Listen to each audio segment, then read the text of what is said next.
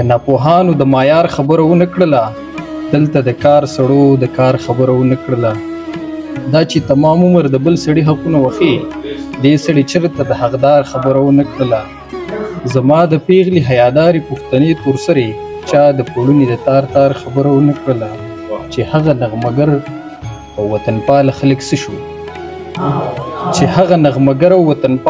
څه شو چا په بنډار کې د پنکار خبره ونه کړله او د جنګ ځپلو پښتنو د سوکالۍ دپاره د وخت غاصب چېرته په جار خبره ونه کړله او مقصد چې څنګه د په نیمه لار کې پرېښودو ولاړلې تا خو د سعید د انتظار خبره ونه کړله